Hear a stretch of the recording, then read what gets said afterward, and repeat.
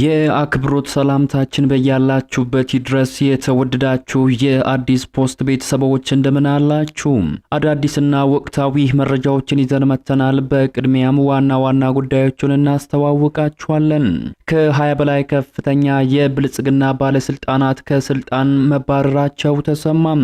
የብልጽግናው መንግስት ባለስልጣናት ላይ የጀመረውን እርምጃ አጠናክሮ መቀጠሉ የተገለጸ ሲሆን በከባድ ሙስና ወንጀል የተጠረጠሩ በርካታ ባለስልጣናት ላይ የተወሰደው እርምጃ ከፍተኛ መነጋገሪያን ፈጥሯል። ባለስልጣናቱ ላይ ከተወሰደው እርምጃ ጋር በተገናኘ መግለጫ የተሰጠ ሲሆን በፖሊስ ቁጥጥር ስር የዋሉ ቁልፍ የብልጽግና ባለስልጣናት መኖራቸውም ተነግሯል። በዝርዝር እንመለከተዋለን። በሌላኛው ሰበር መረጃ የአሰብን ወደብ የተቆጣጠረችው ግብጽ የጅቡቲ ወደብን ለማልማት 3 ዋና ዋና ስምምነቶችን መፈራረሟ ተሰምቷል። በህዳሴ ግድቡ ምክንያት ከኢትዮጵያ ጋር ከፍተኛ ፖለቲካዊ ውጥረት ውስጥ የገባቸው ግብጽ የኢትዮጵያን ጎሮሮ በአራቱም አቅጣጫ ለመዝጋት ከፍተኛ እንቅስቃሴ እያደረገች መሆኗ ተሰምቷል። ግብጽ በአሰብና ጅቡቲ ወደቦችን ለማልማት ስምምነት ላይ መድረሷን በተመለከተ ባለፈው ሳምንት መዘገቡ የሚታወስ ሲሆን ስምምነቱን በተመለከተ አዲስና አነጋጋሪ መረጃዎችም ወጥተዋል። በዘገባችን በዝርዝር ተካቷል። በሌላኛው ሰበር መረጃችን የሱዳን ጦር በቅርቡ በኢትዮጵያ በኩል አዲስ ጦርነት እንደሚጀምር አስታወቀም። በኢትዮጵያ ድንበር ላይ በቅርቡ አዲስ ወታደራዊ ዘመቻ እንደሚጀምር ያስታወቀው የሱዳን ጦር ከኢትዮጵያ በኩል ሱዳን ላይ አዲስ ጦርነት ለመክፈት እየተዘጋጀ ያለ ኃይል መኖሩን ገልጿል። በሱዳንና ኢትዮጵያ ድንበር መካከል ከፍተኛ ውጥረት መፈጠሩ የተነገረ ሲሆን አዲስ የተደራጀ ወታደራዊ ቡድን ጦርነት ለመጀመር እየተንቀሳቀሰ መሆኑን በተመለከተ አነጋጋሪ መረጃ ወጥቷል። በዝርዝር ተሰሙታላችሁ። በሌላ መረጃ እስራኤል ለሶማሊላንድ የሰጠችው እውቅና ኤርትራን ከፍተኛ ውጥረት ውስጥ መክተቱ ተነገረ። ከቀናት በፊት እስራኤል ለሶማሊላንድ የሰጠችው እውቅና በአፍሪካ ቀንድ ከፍተኛ የፖለቲካ ትኩሳትን የቀሰቀሰ ሲሆን በጉዳዩ ላይ ኤርትራ ዝምታዋን ሰብራለች። ኤርትራ ባወጣችው መግለጫም የድረሱልኝ ጥሪ ማቅርባለች። ሌላኛው በዝርዝር የምንመለከተው መረጃችን ነው። እነዚህንና ሌሎች ያልተሰሙ አዳዲስ መረጃዎች በዚህ ሰዓት የመረጃ ጊዜ ወደ እናንተ ይደርሳሉ። እንደተለመደው ይህንን ቪዲዮ ላይክ እና ሼር በማድረግ ጀምሩ። አዲስ የሆናችሁ ደግሞ ሰብስክራይብ በማድረግ አዳዲስና ወቅታዊ መረጃዎችን ያገኙ። አሁን ወደ ዝርዝር ጉዳዮቹ እናመራለን። በቅድሚያም የሱዳን ጦር በኢትዮጵያ በኩል የሚከፈተውን ጥቃት ለመመከት መዘጋጀቱን አስታወቀም። በኢትዮጵያ ድንበር ላይ በቅርቡ አዲስ ወታደራዊ ዘመቻ እንደሚጀምር ያስታወቀው የሱዳን ጦር ከኢትዮጵያ በኩል ሱዳን ላይ አዲስ ጦርነት ለመክፈት የተዘጋጀ ኃይል መኖሩን ገልጿል። በሱዳንና ኢትዮጵያ ድንበር መካከል ከፍተኛ ውጥረት መፈጠሩ የተነገረ ሲሆን አዲስ የተደራጀ ወታደራዊ ቡድን ጦርነት ለመጀመር እየተንቀሳቀሰ መሆኑን በተመለከተ አነጋጋሪ መረጃ ወጥቷል። በኢትዮጵያ ግዛት ሰልጥኗል የተባለው የሱዳኑ ፈጥኖ ድራሽ ኃይል ታጣቂ ቡድን በኢትዮጵያ በኩል ለሚያደርገው የማጥቃት ሙከራ ለመመከት ዝግጅታችንን አጠናቀናል ሲል የሱዳን ጦር ኃይል ገልጿል። አንድ ከፍተኛ የሱዳን ጦር መኮንን ለሱዳን ትሪቡን ጋዜጣ በሰጡት መግለጫ ተቀናቃኞቻቸው ፈጥኖ ድራሽ ኃይሎች ከኢትዮጵያ ጋር በመተባበር ከኢትዮጵያ ተነስቶ ጥቃት ለመፈጸም ዝግጅት እያደረገ እንደሚገኝ ገልጿል። ይህ ጥቃትም መነሻውን ከኢትዮጵያ ድንበር አድርጎ በብሉ ናይል ግዛት ውስጥ በሚገኙት ኩሙሩክና ጌሳን ከተሞች ላይ የሚደረግ ስለመሆኑ መረጃው የደረሳቸው መሆኑን የጠቀሱት መኮንኑ ለዚህ ጥቃት በቂ ዝግጅት ማድረጋቸውን ገልጸዋል። እንደ ዘገባው በደቡብ ምስራቃዊ ሱዳን በሚገኙ ብሉ ናይል ግዛት ውስጥ ይንቀሳቀሱ የነበሩት የሱዳን ፈጥኖ ድራሽ ኃይሎችና አጋሮቹ ታጣቂዎች ባለፈው ሐምሌ ወር በመንግስት ከፍተኛ ጥቃት ተፈጽሞባቸው አካባቢውን ለቀው መሄዳቸውን ገልጸዋል። እነዚህ ታጣቂዎች በአቅራቢያቸው ወደሚገኙት ኢትዮጵያና ደቡብ ሱዳን ውስጥ በመግባት ራሳቸውን ሲያደራጁ መቆየታቸውን የጦር መኮንኑ ገልጸዋል።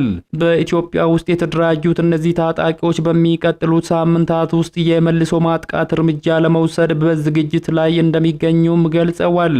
የጦር መኮንኑ ለጋዜጣው በሰጡት ማብራሪያ የፈጥኖ ድራሽ ኃይል አጋሮቹ በኢትዮጵያ ውስጥ በቤንሻንጉል ጉሙዝ ክልል በ4 ቦታዎች ላይ ማሰልጠኛ ካምፕ የተፈቀደላቸው መሆኑን አስታውቀዋል።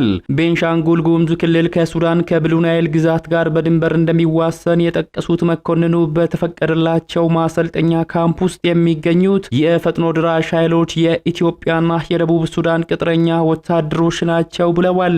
እነዚህ የጠቀሷቸው ታጣቂዎች ከፍተኛ አመራሮች በቤንሻንጉል ጉሙዝ ክልል ዋና ከተማ አሶሳ ውስጥ እንደሚገኙ ከመረጃ ምንጮች ማረጋገጣቸውን አክለዋል። መኮንኑ ጨምሮም የመረጃ ምንጮቻቸው በቅርቡ ለነዚህ ታጣቂዎች የሚሆኑ ከፍተኛ መጠን ያላቸው የጦር መሳሪያዎች ከዩናይትድ አረብ ኤምሬት ተጭነው በቤንሻንጉል ጉሙዝ ውስጥ በሚገኝ አየር ማረፊያ ውስጥ መራገፋቸውን ለማረጋገጥም ችለናል ሲሉ ተናግረዋል። በሌላኛው መረጃችን የአሰብን ወደብ የተቆጣጠረችው ግብጽ የጅቡቲን ወደብ ለማልማት 3 ስምምነቶችን መፈራረሟ ተሰማ። በህዳሴ ግድቡ ምክንያት ከኢትዮጵያ ጋር ከፍተኛ ፖለቲካዊ ውጥረት ውስጥ የገባችው ግብጽ የኢትዮጵያን ጎሮሮ በአራቱም አቅጣጫ ለመዝጋት ከፍተኛ እንቅስቃሴን እያደረገች መሆኗ ተገልጿል። ግብጽ በአሰብና ጅቡቲ ወደቦችን ለማልማት ስምምነት ላይ መድረሷን በተመለከተ ባለፈው ሳምንት መዘገቡ የሚታወስ ሲሆን ስምምነቱን በተመለከተ አዲስ መረጃ ዛሬ ላይ ወጥቷል። በሀገራቱ መካከል የተደረሱ ስምምነቶች አንዱ አካል የሆነው የፊርማ ስነ ስርዓትም በትላንትናው ዕለት በጅቡቲ ውስጥ መከናወኑ ተሰምቷል። በትላንትናው ዕለት የግብጽ ባለስልጣናት ወደ ጅቡቲ በማቅናት 3 ስምምነቶችን የተፈራረሙ ሲሆን ስምምነቶቹን የፈረሙት የግብጽ የኢንዱስትሪና ትራንስፖርት ሚኒስተሩና ምክትል ጠቅላይ ሚኒስትሩ ካሚል አልዋዚር በጅቡቲ ወደቦችና ነጻ ዞን ባለስልጣን ጉብኝት ባደረጉበት ወቅት ነው። የመጀመሪያው ስምምነት በጅቡቲ ወደብ ላይ ዘርፈ ብዙ አገልግሎት የሚሰጥ ትልቅ የኮንቴነር ተርሚናል መገንባት የሚል ነው። ይህ ተርሚናል አዲስ የሚገነባ ሲሆን በስምምነቱ መሰረት በሽርክና የሚተዳደር ይሆናል። ይህ በእንዲህ እንዳለ ባሳለፍነው ሳምንት ዘናሽናል ጋዜጣ እንደዘገበው ግብጽ የአፍሪካ ቀንድ አካል ከሆኑት ኤርትራና ጅቡቲ ጋር ወደቦችን ለመገንባት ስምምነት ለማድረግ የወሰነችው በአባይ ወንዝ ጉዳይ በገባችው ውዝግብ በኢትዮጵያ ላይ እያካሄደች ያለው ጫና አንዱ አካል በማድረግ ነው ተብሏል። ግብጽ ኢትዮጵያ የባህር በር እንድታጣ በአራቱም አቅጣጫ ኢትዮጵያ ላይ ጠንካራ እርምጃ የመውሰድ እንቅስቃሴን እያደረገች እንደሚገኝም በርካታ የፖለቲካ ምሁራን እየገለጹት ይገኛሉ። ወደ ሌላኛው ሰበር መረጃችን ስናመራ ከ20 በላይ ከፍተኛ የብልጽግና ባለስልጣናት ከስልጣን መባረራቸው ተገለጸ። የብልጽግናው መንግስት ባለስልጣናት ላይ የጀመረውን እርምጃ አጠናክሮ መቀጠሉ የተሰማ ሲሆን በከባድ ሙስና ወንጀል የተጠረጠሩ በቁጥር ከ20 በላይ ከፍተኛ ባለስልጣናት ላይ የተወሰደው እርምጃም ከፍተኛ መነጋገሪያን ፈጥሯል። ባለስልጣናቱ ላይ ከተወሰደው እርምጃ ጋር በተገናኘ መግለጫ የተሰጠ ሲሆን በፖሊስ ቁጥጥር ስር የዋሉም ቁልፍ የብልጽግና ባለስልጣናት መኖራቸው ተነግሯል።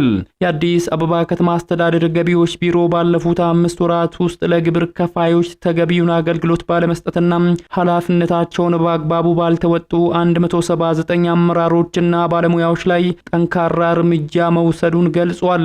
የአዲስ አበባ ከተማ አስተዳደር የገቢዎች ቢሮ በከፍተኛ ሙስናና ብልሹ አስተዳደር ጋር በተገናኘ ስሙ በስፋት የሚነሳበት ተቋም መሆኑን ተገልጋዮች በተደጋጋሚ ቅሬታቸውን እያሰሙም ይገኛሉ።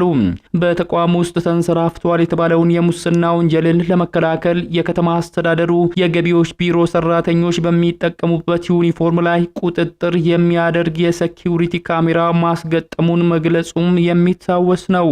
የገቢዎች ቢሮ ባካሄደው የዕቅድ አፈጻጸም ግምገማ ላይ እንደተመላከተው እርምጃው የተወሰደው ከአገልግሎት አሰጣጥ፣ ከስነ ምግባር ጉድለት እንዲሁም ከሙስና ወንጀልና ከብልሹ አሰራር ጋር በተያያዘ መሆኑን ገልጿል።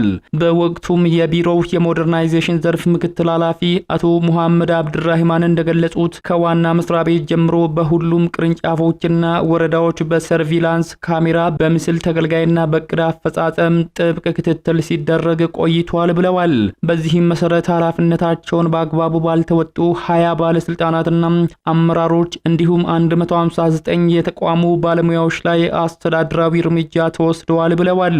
የቢሮ ጽህፈት ቤት ኃላፊው አቶ አዳኔ ሱሌ በበኩላቸው የሚሰጡ አገልግሎቶችን የጥራት ደረጃ በማሳደግ ገቢን በፍትሃዊነት መሰብሰብ ይገባል ሲሉ ተናግረዋል። ወደ ቀጣዩ መረጃችን ስናመራ እስራኤል ለሶማሊላንድ የሰጠችው እውቅና ኤርትራን ከፍተኛ ውጥረት ውስጥ መክተቱ ተነገረ። ከቀናት በፊት እስራኤል ለሶማሊላንድ የሰጠችው እውቅና በአፍሪካ ቀንድ ከፍተኛ የፖለቲካ ትኩሳትን የቀሰቀሰ ሲሆን በጉዳዩ ላይ ኤርትራ ዝምታዋን ሰብራለች። ኤርትራ ባወጣችው መግለጫም የድረሱልኝ ጥሪን አቅርባለች። ኤርትራ እስራኤል ለሶማሊላንድ የሰጠችው እውቅና ቀጠናዊና ዓለም አቀፋዊ አለመረጋጋትን ሊቀሰቅስ እንደሚችል በማስጠንቀቅ የተባበሩት መንግስታት የጸጥታው ምክር ቤት ጉዳዩን በተመለከተ የማያሻማ ምላሽ እንዲሰጥ ጥሪ አቅርባለች። የኤርትራ ማስታወቂያ ሚኒስቴር ባወጣው መግለጫ ይህ የእስራኤል እርምጃ አዲስ ምስጢር ሳይሆን ለተወሰነ ጊዜ ሲብላላ የቆየ ሴራ መሆኑን ገልጿል። ድርጊቱም አደገኛ ቀጠናዊና ዓለም አቀፋዊ ቀውሶችን እንዲሁም ብጥብጥን የመፍጠር አደጋ እንዳለው ሚኒስቴሩ ገልጿል። መግለጫው አክሎም በመሆኑም ጉዳዩ በተባበሩት መንግስታት የጸጥታው ምክር ቤትና በአባላቱ ዘንድ የማያሻማ ምላሽ ሊሰጠው እንደሚገባም ገልጿል። እስራኤል አርብ ዕለት ለሶማሊላንድ እውቅና መስጠቷን ማስታወቋን ተከትሎ ከሶማሊያ ከሌሎች ሀገራትና ከአፍሪካ ህብረት ተቃውሞ ገጥሞታል። ሶማሊላንድ እንደ አውሮፓውያኑ አቆጣጠር በ1991 ከሶማሊያ ተገንጥላ ራስዋን የቻለች ቢሆንም በሞቃዲሾም ሆነ በዓለም አቀፉ ማህበረሰብ እውቅና ያልተሰጣት ናት። የተወደዳችሁ የሚዲያችን ቤተሰቦች ለሰዓቱ ያዘጋጀንላችሁ መረጃዎች የተከታተላችሁትን ይመስሉ ነበር። ከሰዓታት በኋላ በሌሎች አዳዲስ መረጃዎች ዳግም እስከምንገናኝ በያላችሁበት መልካሙን ሁሉ ተመኘን።